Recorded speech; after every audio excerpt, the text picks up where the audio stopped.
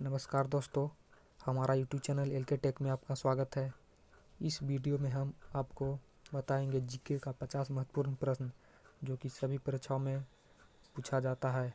तो आप हमारे चैनल पर नए हैं तो मेरे चैनल को सब्सक्राइब और इस वीडियो को लाइक ज़रूर कर दीजिएगा। तो आइए देखते हैं आज का पहला प्रश्न। आज का पहला प्रश्न है, तमिलनाडु और आंध्र प्रदेश के तट को क्या कहा जाता है? तो क्या कहा जाता है? तो कोरोमंडल तट। अगला प्रश्न है, नीली क्रांति का संबंध किस क्षेत्र से है? तो नीली क्रांति का संबंध किस क्षेत्र से है? तो मत्स्य पालन से। अगला प्रश्न, भारत में सर्वाधिक मूंगफली का उत्पादन किस राज्य में होता है? तो मूंगफली ज़्यादा कहाँ होता है? तो गुजरात में। अगला प्रश्न है, निम्नलिखित में से किस ग्रह को पृथ्वी की जुड़वा बहन कहते हैं? तो पृथ्वी की जुड़वा बहन किसे कहते हैं? तो शुक्र ग्रह को। अगला प्रश्न है, विटामिन ई का रासायनिक नाम क्या है? तो विटामिन ई का रासायनिक नाम क्या है? तो टैकोफेरल। अगला प्रश्न है, दलदली भूमि में मुख्यतः कौन सी गैस निकलती है? तो दलदली भूमि में कौन सी गैस निकलती है? तो मीथेन। अगला प्रश्न है, भारत में हरित क्रांति का जन्मदाता किसे कहा जाता है? तो हरित क्रांति का जन्मदाता किसे कहा जाता है? तो डॉक्टर नॉर्मन बोरलॉग को। अगला प्रश्न है, 1984 में हुई भोपाल गैस त्रासदी किस गैस के रिसाव के कारण हुई थी? तो कौन सा गैस रिसाव हुआ था? तो मिथाइल आइसोसाइनेट। अगला प्रश्न है, मुस्लिम लीग की स्थापना किस वर्ष हुई थी? तो मुस्लिम लीग की स्थापना किस वर्ष हुई थी? तो 1906 ईस्वी में। अगला प्रश्न है, भारत का प्रथम वायसराय कौन था? तो भारत का प्रथम वायसराय कौन था? तो लॉर्ड कैनिंग। अगला प्रश्न है, मुगल सम्राट अकबर के 9 रत्नों में से एक टोडरमल का संबंध किस क्षेत्र से था? तो टोडरमल का संबंध किस क्षेत्र से था? तो भू राजस्व व्यवस्था से। अगला प्रश्न है, निम्नलिखित में से किस मुगल शासक ने हिंदू तीर्थ यात्रा कर को समाप्त कर दिया था? तो कौन समाप्त कर दिया था? तो अकबर ने। ठीक है दोस्तों, अगला प्रश्न है, किस वायसराय ने विलय की नीति को लागू की थी? तो विलय की नीति कौन लाया था? तो लॉर्ड डलहौजी ने। अगला प्रश्न है, कर्नाटक के श्रवणबेलगोला में किस जैन संत की विशाल प्रतिमा स्थापित है? तो किसका प्रतिमा स्थापित है? तो गोमतेश्वर की। अगला प्रश्न है, भारत में पंचायत का सदस्य बनने के लिए न्यूनतम आयु कितनी होनी चाहिए? तो कितनी होनी चाहिए? तो 21 वर्ष। अगला प्रश्न है, जून से सितंबर के दौरान तैयार होने वाली फसलें क्या कहलाती है? तो क्या कहलाती है? तो खरीफ फसल। अगला प्रश्न है, स्वतंत्रता के बाद देशी रियासतों के एकीकरण का उत्तरदायित्व किसे दिया गया था? तो किसे दिया गया था? तो सरदार वल्लभ भाई पटेल को।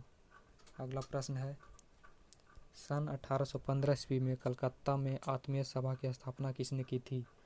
तो आत्मीय सभा की स्थापना किसने की थी? तो राजा राम मोहन राय ने। अगला प्रश्न है, नीरज चोपड़ा का संबंध किस खेल से है? तो नीरज चोपड़ा का संबंध किस खेल से है? तो जेवलिन थ्रो से। अगला प्रश्न, किस मुगल शासक ने सिख गुरु तेग बहादुर की हत्या करवा दी थी? तो किसने हत्या करवाया था? तो औरंगजेब ने। अगला प्रश्न है, किस मुगल बादशाह के शासनकाल में चित्रकला अपनी चरम सीमा पर पहुंच गई थी? तो किसके शासनकाल में? तो जहांगीर के शासनकाल में। अगला प्रश्न, हुमायूंनामा पुस्तक की रचना किसने की थी? तो हुमायूंनामा पुस्तक की रचना किसने की थी? तो गुलबदन बेगम ने। अगला प्रश्न, किस गुप्त शासक ने नालंदा विश्वविद्यालय की स्थापना की थी? तो नालंदा विश्वविद्यालय की स्थापना किसने की थी? तो कुमार गुप्त ने। अगला प्रश्न है, भगवान विष्णु को समर्पित पुरी का जगन्नाथ मंदिर किस भारतीय राज्य में स्थित है? तो पुरी का जगन्नाथ मंदिर किस भारतीय राज्य में स्थित है? तो उड़ीसा में। अगला प्रश्न, शून्य की खोज का श्रेय किसे दिया जाता है जिन्होंने शून्य की खोज की और पूरी गणितीय संरचना को ही बदल दिया? शून्य की खोज किसने किया? तो आर्यभट्ट ने। अगला प्रश्न है, तराइन का प्रथम युद्ध किनके बीच हुआ था? तो किनके बीच हुआ था? तो पृथ्वीराज चौहान और मोहम्मद गौरी के बीच। अगला प्रश्न है, अजंता की गुफाओं में अंकित चित्रकारी किस धर्म से संबंधित है? तो किस धर्म से संबंधित है? तो बौद्ध धर्म से। अगला प्रश्न है, निम्नलिखित में से किसने गुप्त वंश की स्थापना की? तो गुप्त वंश की स्थापना किसने की? तो श्रीगुप्त ने। अगला प्रश्न है, भारत में डाक सूचकांक प्रणाली पिन कोड का शुभारंभ किस वर्ष हुआ था? तो पिन कोड का आरंभ कब हुआ था? तो 1972 ईस्वी में। अगला प्रश्न है, भारत में रेल मार्ग की कुल लंबाई कितनी है? तो रेल मार्ग की कुल लंबाई कितनी है? तो ऑप्शन नंबर 2 63,974 किलोमीटर। अगला प्रश्न, भारत में प्रथम विद्युत रेल किस वर्ष चली थी? तो किस वर्ष चली थी? तो 1925 ईस्वी में। अगला प्रश्न है, पृथ्वी तल के कितने प्रतिशत भाग पर महाद्वीपों का विस्तार पाया जाता है? तो कितने प्रतिशत पर? तो 29.2%। अगला प्रश्न, निम्नलिखित में से कौन सा अभ्यारण्य जंगली हाथियों के लिए प्रसिद्ध है? तो कहाँ जंगली हाथी रहता है? तो पेरियार वन्यजीव अभ्यारण्य। अगला प्रश्न, सिंधु घाटी सभ्यता का एक विशाल स्नानघर किस स्थान पर मिला है? तो किस स्थान पर मिला है? तो मोहनजोदाड़ो में। अगला प्रश्न है, निम्नलिखित में से कौन कोयले की सर्वोत्तम किस्म है? तो कोयले की सर्वोत्तम किस्म कौन है? तो एंथ्रेसाइट। अगला प्रश्न है, भारतीय इतिहास में बाजार मूल्य नियंत्रण पद्धति की शुरुआत किसके द्वारा की गई थी? तो किसके द्वारा की गई थी? तो अलाउद्दीन खिलजी के द्वारा। अगला प्रश्न है, निम्नलिखित में से किस खेल में फ्री थ्रो शब्द का प्रयोग किया जाता है? तो फ्री थ्रो किस में प्रयोग किया जाता है? तो बास्केटबॉल में। अगला प्रश्न है, किस भारतीय राज्य को पोलो खेल का उद्गम माना जाता है? तो पोलो खेल का उद्गम किसे माना जाता है? तो मणिपुर।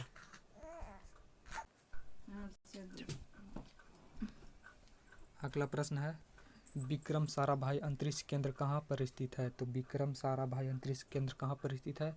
तो त्रिवेंद्रम में। अगला प्रश्न है, क्रिकेट पिच में पॉपिंग क्रीज और स्टंप के बीच की दूरी कितनी होती है? तो कितनी होती है? तो 4 फीट। अगला प्रश्न है, भारत का प्रथम परमाणु ऊर्जा रिएक्टर है। तो भारत का प्रथम परमाणु ऊर्जा रिएक्टर कहाँ है? तो अप्सरा में।